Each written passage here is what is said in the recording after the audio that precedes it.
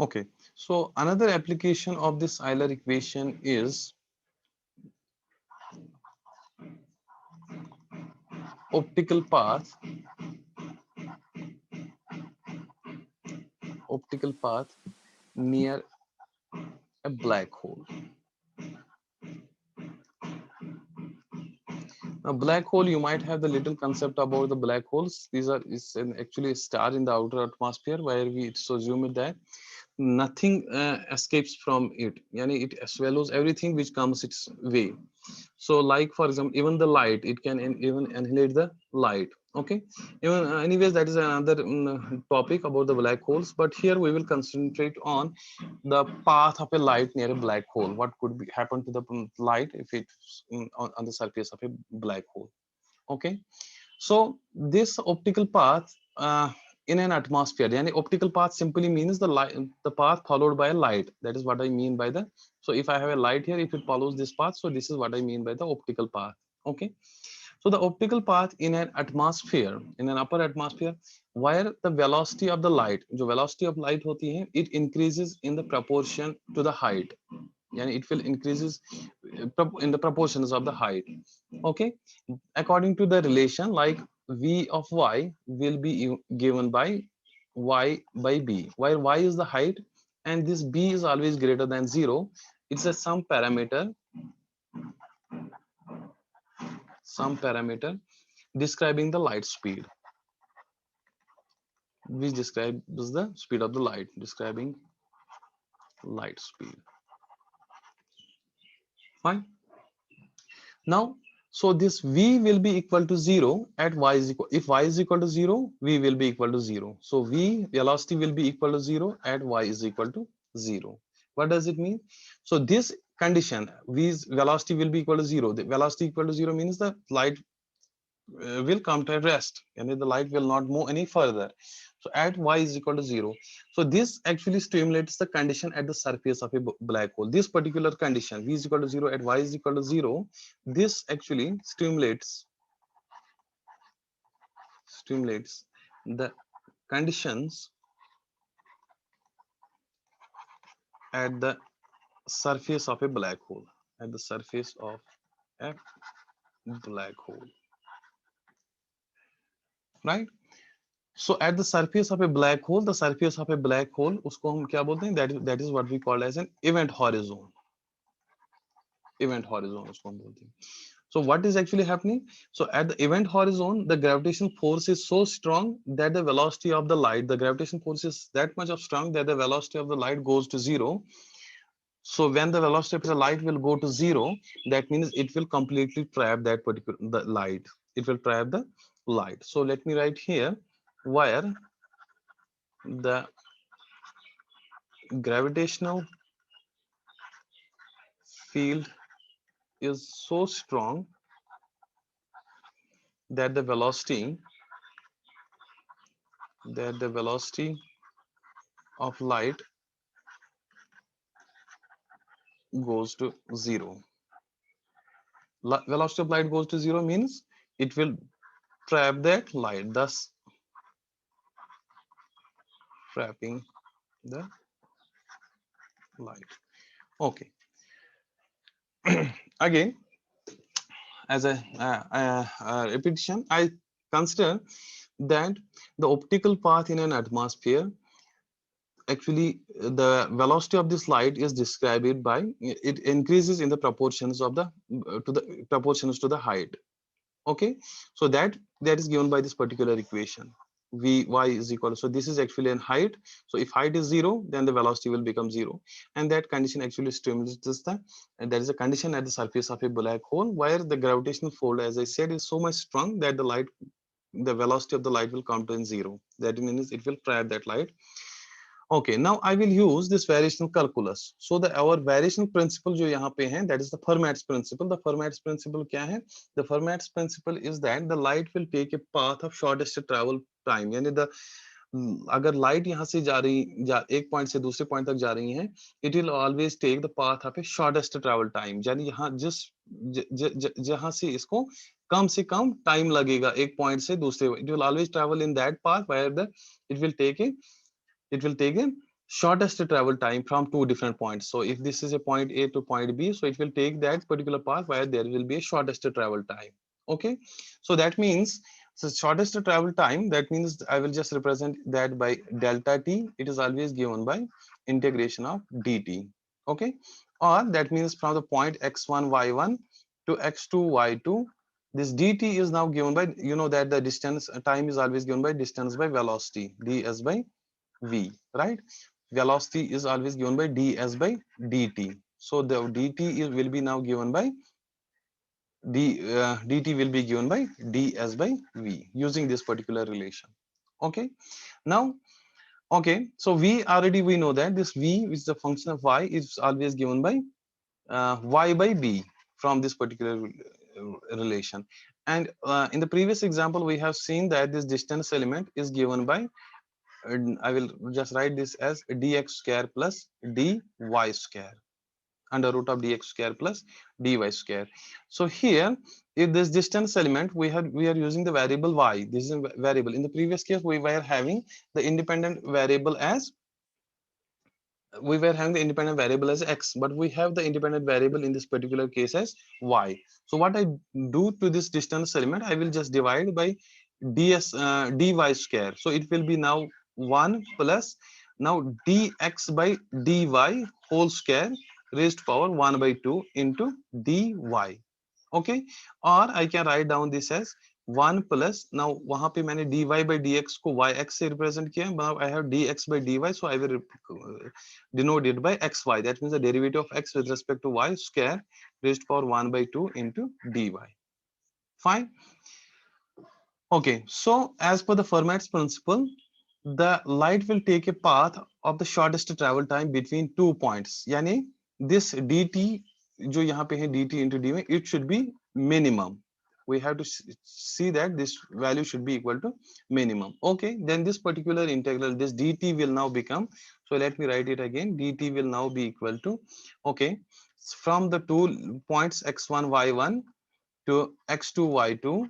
Okay, now ds, this ds, what is ds now? Now ds will now be equal to, from this, ds is simply equal to 1 plus xy square raised to power 1 by 2 into dy. Okay, then we have 1 over v, but v, you know that v is equal to y by b. What will be 1 by v? It will be b by y. So here we will have a b by y into 1 plus xy square into d. Okay, or I can just write down this as, I will just take this b, since this is a constant, I will write down this as from integral.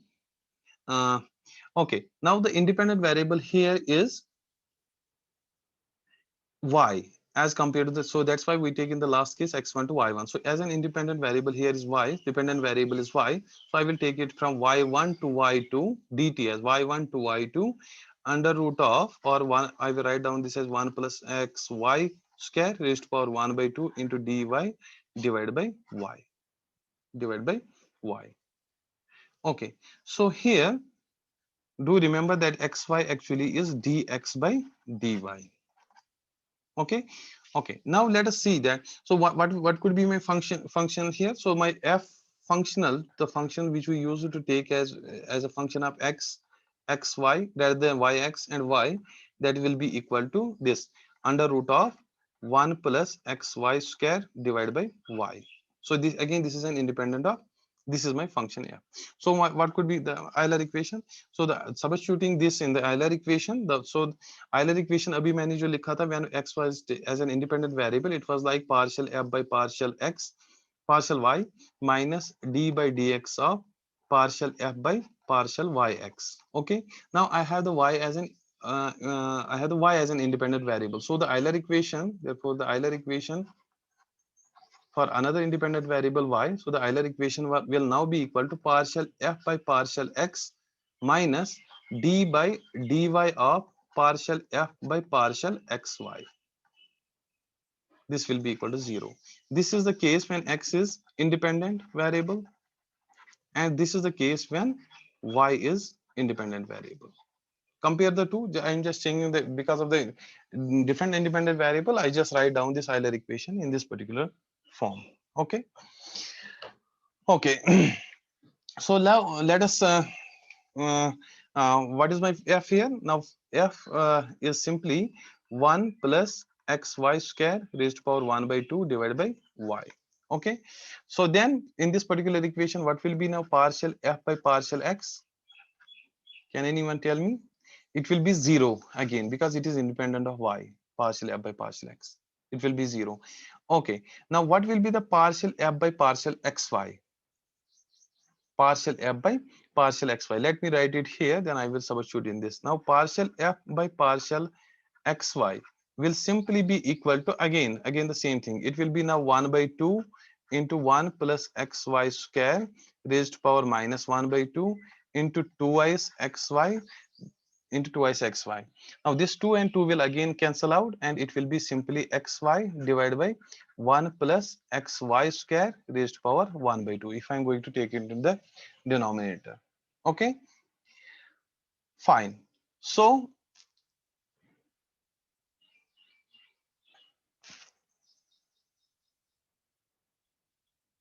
okay,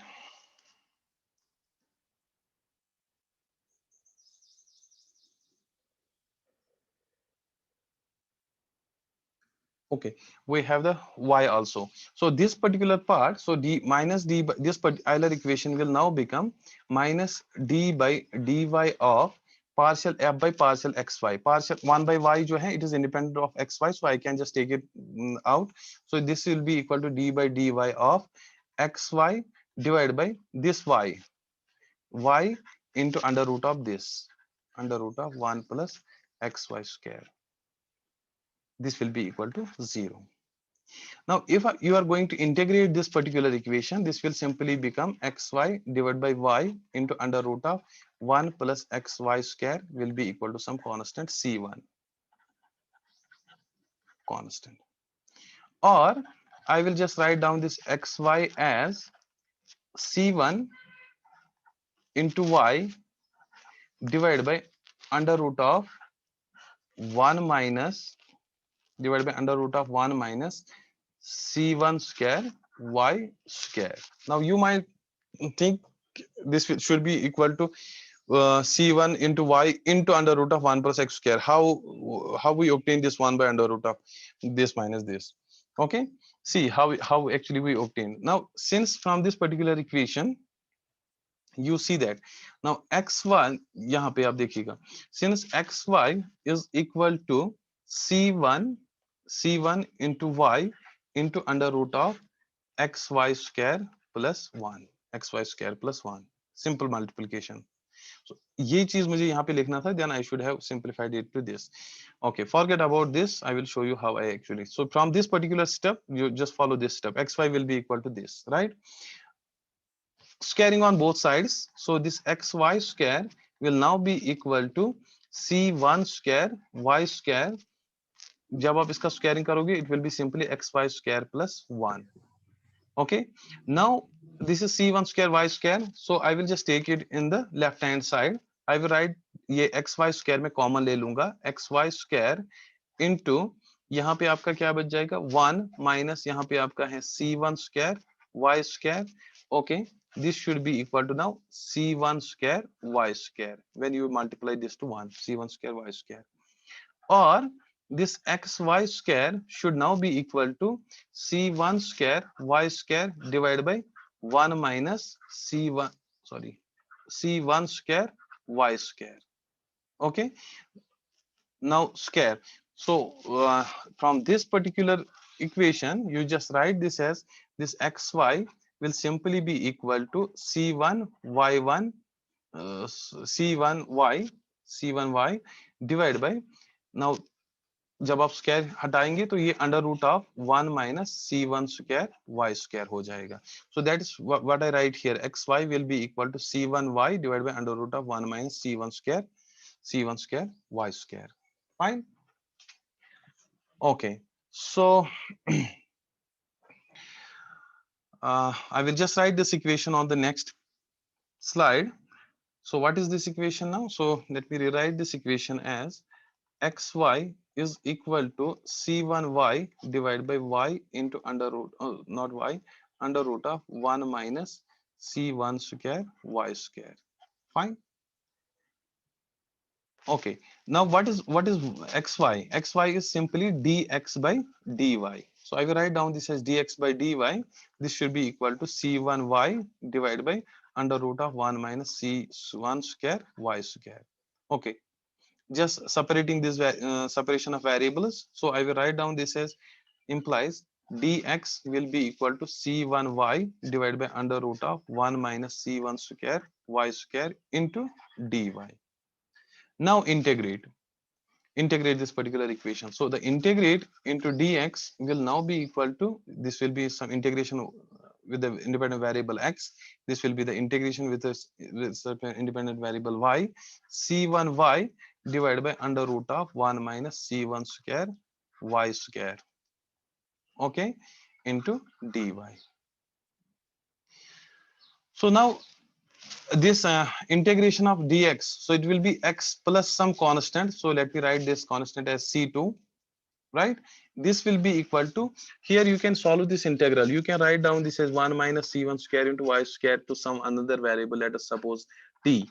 Then it will be now uh, um, c1 square. So once you will just integrate it, it will be now c1 square uh, with taking the derivative with respect to y into 2y into dy. So जब आप y को फिर वापस substitute इसमें करोगे, integration by substitution. So the this integral, it will be, I will just write it as integral 1 minus c1 square y square divided by c1. Solve this integral. Very simple. You have to substitute it to some variable, then just take the this differentiation, then आपका ये variable आपका change हो जाएगा. Okay, into c1. Okay, now I will just again squaring on both sides. It will be now x plus c2 whole square. So this will be now 1 minus c1 square y square divided by c1 square, right?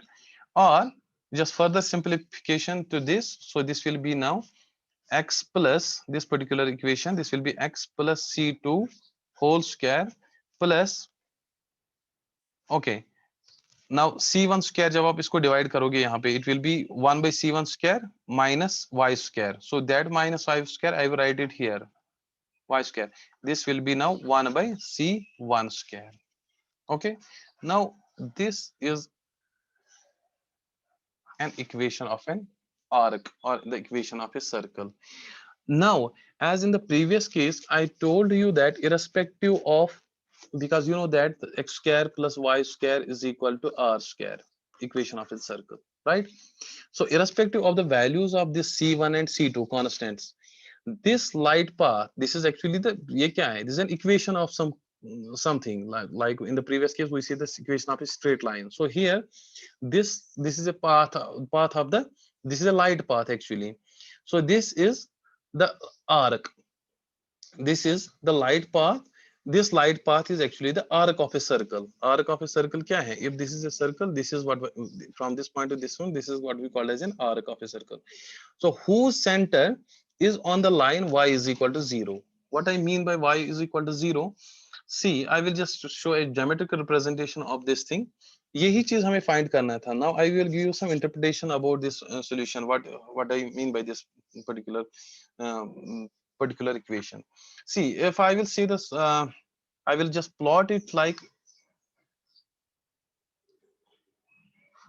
this. If this is a y-axis, this is an x-axis. Okay. If this is a one point and this is an another point, the path will be like this. Okay. Now, if you are going to draw a line, straight line between the 2 points,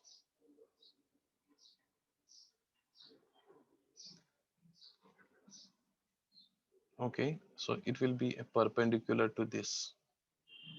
This will be a perpendicular to this particular line. Okay, now if these are two different points, this point and this point, I will name this as a point 1 and point 2. So this is actually, so this is the path of a light. This is a circular optical path near a path in medium, whatever the medium we have. Okay, so now see, look at this. I'm going to explain this thing. So we obtained this particular equation, and this particular equation is, yani, irrespective of the values of one, forget about these constant values. So this light path is actually the arc of a circle. This is an arc of a circle, right? This is an arc of a circle whose center, this is at y is equal to 0, because on this axis y will be equal to 0 at this particular, is x का यहाँ पे कुछ value है, but y is equal to 0. So the whose, this is an arc. Agar for example ये arc है, arc also has some center. How I can just extend this arc like this, so it will be have some center like here. So this particular arc has a center on a line y is equal to 0. So this y is equal to 0, that is what we call as an event horizon. That is what is the surface of a black hole. Now the actual path of the light जो होगा, the actual path of the particular this light passing from the point this to this will be on a circle. This will be on a circle through these points, that, but centered at y is equal to 0. It is not like the case in the previous case, it is a straight line from this point to this point, but it will be, the path of the light will be on a circle who passing through the points like 1 and 2, यहाँ पे मैं बोल रहा हूँ, whose points are centered at y is equal to 0, like this point at y is equal to 0. Yani that means the path of the light will be like this. So that's why we call this as an optical path near a black hole. Now this is actually the construction. What is this? This is the construction of a geometrical interpretation of the path of the light. Okay. Now the light will not escape completely from the black hole. This is a very important point. Try to understand this point. So the light will not escape completely from this black hole with this particular model unless x1 is equal to x2. यानी जब आपकी light हो, if it is coming perpendicular, अगर मान लो ये black hole है, if it is perpendicular to the event horizon, यानी अगर लाइट जो आपकी आ रही है, if it's completely striking the surface of the black hole, यानी event horizon perpendicular, then the light will not completely escape. So with this particular model, the light will not escape completely from the black hole unless x1 is equal to x2. Yani that is the path which will be a perpendicular to the event horizon. Yani when it is perpendicular to the this event horizon, the light will get completely. So if it is not perpendicular to the event horizon, then obviously the light will follow this particular path. Yani it will be in the arc. It will be like an arc of a circle. This is very important concept to understand here. Okay. So we find out that, like we in the previous case, we find out that by using the Euler equation that the shortest distance between the 2 points is along a straight line, but the optical path near a black hole will follow this particular equation. Yani it will have a circular path. Circular path means it will be like an arc on the event surface. So important thing is that the light जो आपकी है, it will not escape completely from the surface of a black hole unless this x1 is equal to x2. Yani if the light is coming and it will be like perpendicular to the event horizon, right? So it will escape is unless this x1 and x2 it's not perpendicular. So when the light is not coming perpendicular to the black hole, it will follow a circular. It will move in an arc of a circle. So this is one of the important applications of this Euler equation, and a problem in important application of this Euler equation.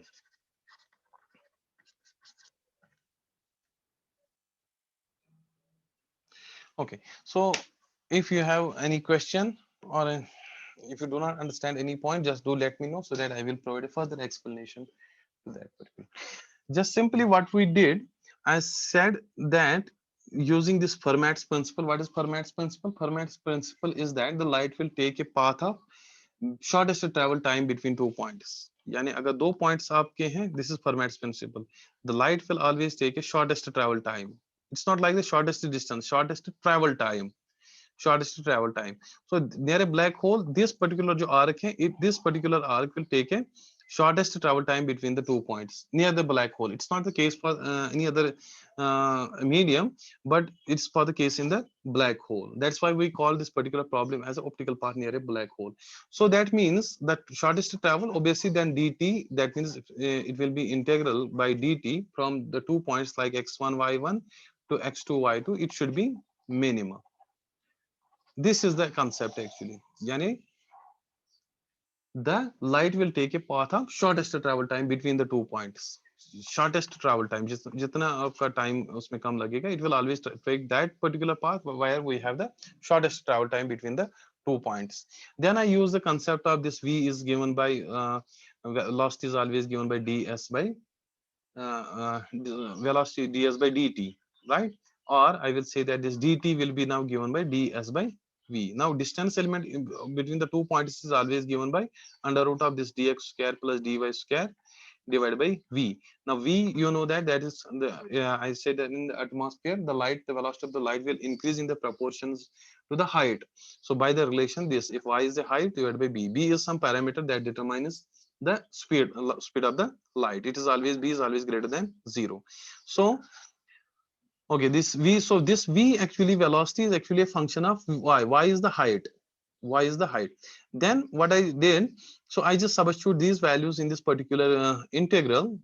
So I proved that this dt should be a minimum. Substituting all these and doing the integration and all these steps and substituting then in the Euler equation, we find out that the equation comes out to be x square plus y square will be equal to some 1 by c1 square. So this is an equation of an arc equation. So we find out that this path, this light will actually take a mm, will move along the arc of a circle. That arc will be actually the shortest travel time between the 2 points on the surface near a black horizon, and this on an event horizon. Okay, it's very simple example. All you need to do is try to understand the problem, substitute try to obtain the functional, what is your given functional, then you can just solve the Euler equation for, and you will find out the equation. Okay, sometimes for example if I have a problem like that, the given functional जो मेरे पास होगा, if substituting the Euler equation, it can give me some parabolic this equation, x square क्या है वो, x square is equal to 4ax, x square plus y square is equal to 4ax. So that means the object will follow a parabolic path. Sometimes if we get an ellipse equation, we will say that the object will follow an elliptical path. Similarly, or the hyperbolic kind of a path. So it will just depend कि जो हमारा function है, substituting in the given Euler equation, it will just give me the path. So as I start with in the beginning, that this variational calculus is actually used to obtain. So we are actually using this concept of this variational calculus. We are dealing with the problems where we search for the functions or the curve. We are actually so यही curve है यहाँ पे. If you go to the previous definition जहाँ पे मैंने introduction में आपने variational calculus का बताया था, so go through those definitions again. You, with the help of these two examples, you will understand that particular definition, that particular introduction to very much. You will understand, get the better understanding of those definitions, wherein I say that the calculus of variation actually deals with those problems, or I can say the where we search for the function ya curve. So we are actually, so this is actually a curve, or we can say that the function rather than the value of some variable. Okay, and that curve will actually make the given quantity. That is what I mean by that will make the given, and it should be a minimum, it's extra or stationary or the extremum value. So that makes that curve will make the given quantity stationary. Usually जब हम मैंने कहा था वहाँ पे action और energy action integral और energy की हम जब बात करते हैं, ठीक है. I will send you a lecture notes of all these 3 lectures today, just after we finish this lecture. So you just go from the beginning to the end. Now you will get the proper understanding of, even go through the Euler equation again, what we are trying to prove. Now we have again through some of the problems, some important problems. Do not miss any of the lectures. I examine it again and again. So then we have the soap film problem, then we have the geodesic, and also the century, this revolutionary problem.